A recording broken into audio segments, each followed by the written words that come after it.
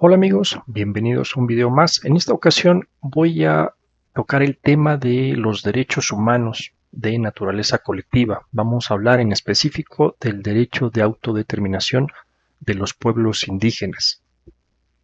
Les recuerdo que ya próximamente va a estar disponible mi nuevo libro, que es el Constitucionalismo. Tan pronto tenga la información necesaria para que lo adquieran, voy a poner esa información en la descripción de este video. Empecemos con el tema de esta ocasión y recordemos que en el caso de México, el derecho de autodeterminación de los pueblos indígenas está previsto en el artículo 2 de la Constitución Federal, que nos dice: el derecho de los pueblos indígenas a la libre autodeterminación se ejercerá en un marco constitucional de autonomía que asegure la unidad nacional. Ya hemos visto que en el caso de México tiene la particularidad de que expresamente se reconoce un elemento pluricultural al interior de nuestro país. También recordemos que cuando estamos hablando de derechos humanos, vamos a tener derechos humanos que van a ser imputados de manera individual y otros van a ser imputados de manera colectiva. Esto va a tener algunas repercusiones para efectos procesales. Precisamente vamos a ver que la legitimación activa y también la representación que se va a dar al interior de un litigio, de algún procedimiento, tiene unas características diferentes en razón de si la imputación del derecho es de naturaleza individual o si es de naturaleza colectiva. Vamos a ver algunos ejemplos más allá de los tradicionales y en este caso quiero que vean, por ejemplo, el artículo 4 de la Constitución establece un derecho que está imputado de manera colectiva. Fíjense en la redacción, dice: toda familia tiene derecho a disfrutar de una vivienda digna y decorosa. El centro de imputación jurídica empleado en este precepto constitucional no es toda persona, sino una familia, es decir, un ente de naturaleza colectiva. En contraposición, pues tenemos los derechos humanos individuales. También al interior del propio artículo 4 constitucional, en el caso de México tiene una regulación muy específica lo que es la cuestión del medio ambiente. En algunos otros países puede estar regulado como una cuestión imputada de manera social o de manera colectiva, o simplemente puede ser alguna directriz, alguna obligación, algún lineamiento de gobierno, de política pública. Pero en el caso de México tenemos la fortuna de que el derecho al medio ambiente está imputado de manera individual. La doctrina aquí ha confundido algunas cuestiones y pretenden encontrar en este derecho una cuestión colectiva, pero eso más bien es una situación de facto y no de derecho. Me explico. Por ejemplo, pensemos en cómo se va a hacer justiciable este derecho a la luz del principio de relatividad que rige en materia de amparo. Uno podría decir, pues bueno, toda vez que está tratando una cuestión medioambiental, va a tener efectos a más allá de las partes materiales de un juicio de amparo. Y esto no es del todo correcto, porque tenemos que distinguir en que los actos jurisdiccionales van a producir consecuencias de derecho y van a también producir consecuencias de hecho, es decir, por cuestiones fácticas. En el caso del derecho al medio ambiente, no se violenta el principio de relatividad de las sentencias porque la sentencia va a tener efectos jurídicos, es decir, estamos aquí hablando todavía a un nivel normativo únicamente para las partes materiales de ese juicio. Cosa distinta van a ser las consecuencias que se den en una vía fáctica. Pero retomando el tema de la autodeterminación de los pueblos indígenas, es la propia Constitución Federal la que establece cuáles son los lineamientos. No va a ser una autodeterminación absoluta. Va a estar acotada a ciertos lineamientos. Ahorita vamos a hablar de cuáles son esas restricciones que establece la propia Constitución Federal en su artículo 2. Por ejemplo, se va a otorgar la autonomía para decidir sus formas internas de convivencia, organización social, económica, política y cultural. También se van a aplicar sus propios sistemas normativos. Esto es relevante porque, si bien es cierto, el movimiento de codificación pretendía establecer un cuerpo único que sirviera de manera exhaustiva para contener todo el derecho aplicable a un determinado conjunto de relaciones humanas, hoy por hoy la codificación se ha encontrado muy superada. Tenemos muchas fuentes de derecho, tenemos tratados internacionales, tenemos reglamentos. En el caso de México, recordemos, estamos en un estado federado, de tal suerte que tenemos legislación a nivel federal, pero también tenemos legislación a nivel local. Y es más, también tenemos algunas disposiciones de naturaleza municipal. Pues a todo ese conjunto también hay que agregarle este elemento de los sistemas normativos propios de las comunidades indígenas. Como pueden ver, ya se va haciendo algo demasiado complejo. Pero también nos aclara el artículo 2 en su fracción segunda que esos sistemas normativos van a estar subordinados a la Constitución y se tienen que respetar los derechos humanos y las garantías. Y también se tiene que poner un especial cuidado en la dignidad y la integridad de las mujeres. Miren aquí un poco lo que ya les había comentado. Recordemos que estamos en un federalismo, entonces vamos a tener normas que van a estar en un ámbito federal, también va a haber el ámbito estatal, municipal, y a ese hay que agregarle el ámbito propio de las comunidades indígenas. También la autonomía reconocida por la Constitución abarca la facultad de elegir a las autoridades o representantes para el ejercicio de sus propias formas de gobierno interno.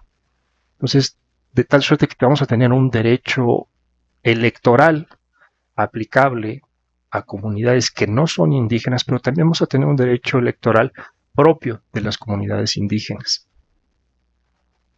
A preservar y enriquecer sus lenguas, conocimientos y todos los elementos que constituyan su cultura e identidad. Conservar y mejorar el hábitat, preservar la integridad de sus tierras en los términos establecidos en esta Constitución. También la autonomía les va a dar la facultad de acceder en las formas y modalidades de la propiedad y la tenencia de la tierra establecidas en esta Constitución y las leyes de la materia. Y aquí, para algunos de ustedes que recuerden sus clases de Derecho Internacional Privado, aquí básicamente estamos viendo cómo van a convivir dos estatutos distintos. Va a haber un estatuto que se va a regir por una cuestión territorial y va a haber otro estatuto que se va a regir por una cuestión personal, de tal suerte que vamos a tener al interior de una comunidad indígena algunos aspectos van a estar regulados por la legislación, por ejemplo, civil, que va a regular aspectos de propiedad, pero también vamos a tener un estatuto propio de la comunidad indígena que puede regular aspectos distintos al de la propiedad inmobiliaria, por ejemplo, que va a estar en la legislación civil, pero que también pueden tener alguna incidencia o algún punto de contacto con materias propias de una legislación, llamémoslo, tradicional. Y vemos aquí que también va a encontrarse la facultad de elegir en los municipios con población indígena representantes ante los ayuntamientos.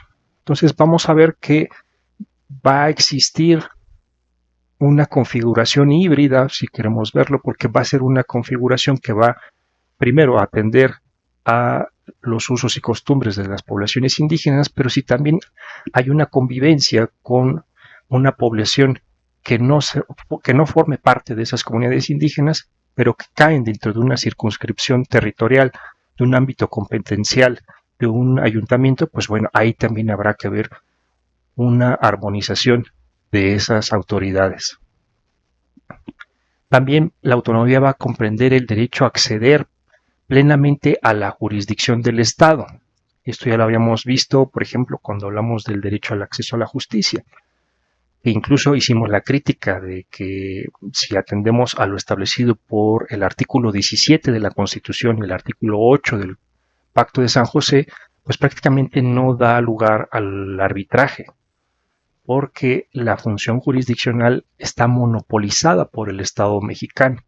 Pues aquí se está reconociendo que esos órganos jurisdiccionales estatales están obligados a prestar su función jurisdiccional a las comunidades. y el órgano jurisdiccional deberá de informarse de cuáles son los usos y costumbres, es decir, cuál es ese sistema normativo propio de una comunidad y considerarlo al momento de dictar su sentencia. Finalmente, vamos a ver algunos aspectos procesales. En primer lugar, recordemos que estamos en un derecho de naturaleza colectiva, un derecho humano imputado de forma colectiva. Es un derecho a la autodeterminación de los pueblos indígenas, de tal suerte que si existe algún acto que vulnere esa autodeterminación, pues la comunidad va a tener una legitimación activa, va a ser la propia comunidad la que sea la titular de ese derecho humano, pero a su vez deberán de contemplarse una cuestión de representación procesal.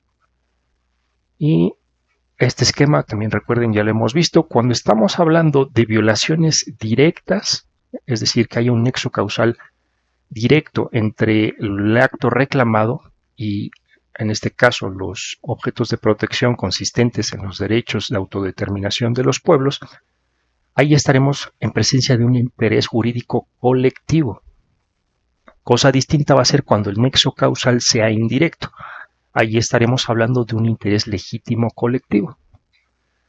¿Qué podemos concluir con todo este tema del derecho a la autodeterminación de los pueblos indígenas?